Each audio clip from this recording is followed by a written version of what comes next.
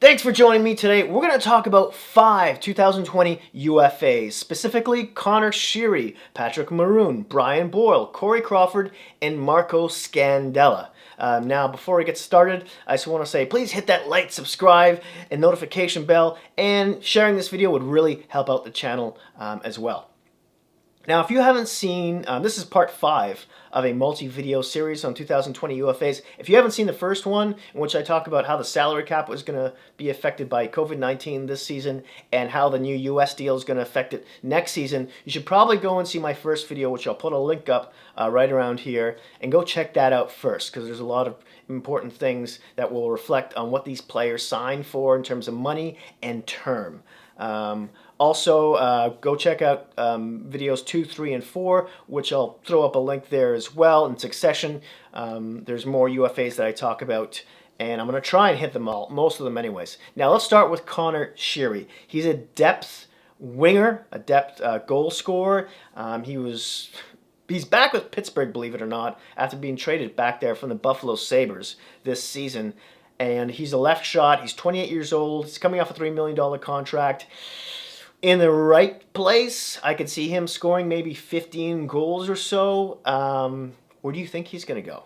Because I think he's going to either the Canadiens, the Sharks, the Devils, the Coyotes, the Islanders, the Nashville Predators, or the Edmonton Oilers.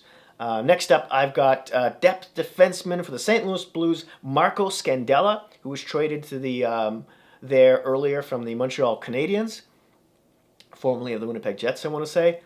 Before that, now he's a left shot defenseman. He's 30 years old, coming off a $4 million contract. This guy's not putting up points for you, okay? He's playing on the third pairing, maybe spotting on the second one. He's a defensive D, big guy, shoves players out in front of the net, that kind of deal. If he wants to make the most of his money, I'm thinking the teams that could use him are the Kings, the Devils, the Red Wings. If he wants to play for a more competitive team with those kind of needs, we're looking at maybe the Capitals, the Jets, the Rangers, the Canucks, the Nashville Predators, or the Arizona Coyotes. Again, let me know where you think he's going to go in the comment section down below. Next up, we've got a goalie, Corey Crawford, currently of the Chicago Blackhawks. Now, he's 35, coming off a $6 million contract. This guy, I don't know, I thought he should have retired like a year ago. He's had so many concussions now that I think the coach just grabs his heart every time an opposing player skates anywhere near him. But he did put up some good numbers this year. Last season, he was a bit off in terms of his save percentage, but for the most of his career, he's been, a .915 or higher kind of save percentage goalie. And the issue is, I could see Chicago re-signing him maybe for a year max, really for most of any team.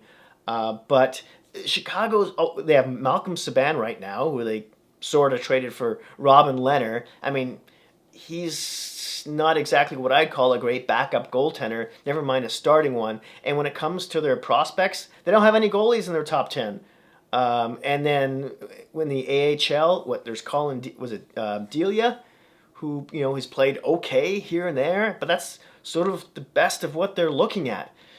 Maybe they bring him back for a year, unless they go shopping for, another goaltender who can hold them over. What are the Chicago Blackhawks doing? I don't know. I don't know where they're going. Are they going left, right, up, down?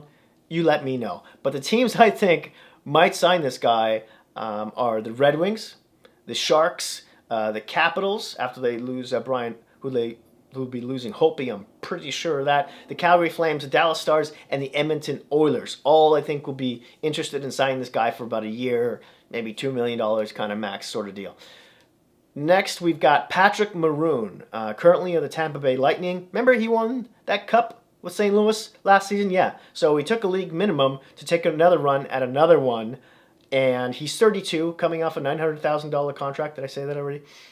This guy's a truck flying down the wing.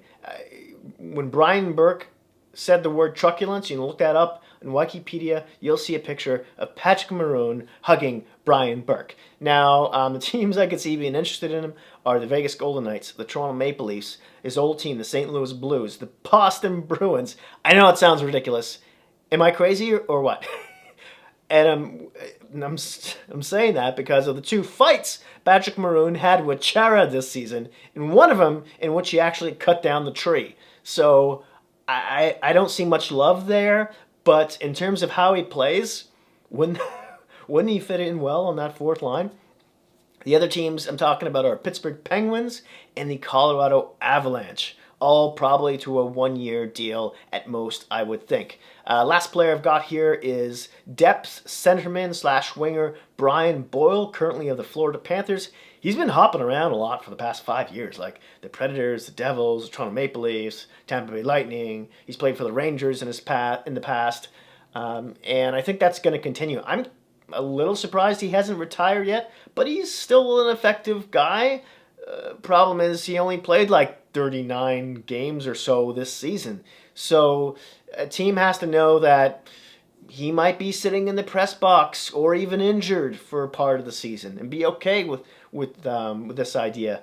But if they're going to sign him for under $1 million, he could be a nice fill-in in the center or on the wing. He wins a lot of face-offs too, and he can jump in on the PK, on the second PK or PP on the occasion. Did I just laugh at my own stupid joke?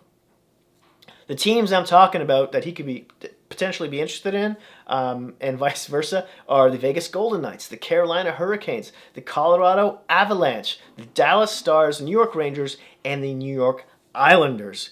All could probably use this guy, might be sniffing around to see if he plays another season. That's it. That's all. Let me know where you think Brian Boyle, Patrick Maroon, Corey Crawford, Marco Scandella, and Conor Sheary are going to go, or if you think my ideas are crazy, or yeah, just throw it in the comment section down below. And don't forget to like and subscribe, and I'll see you soon.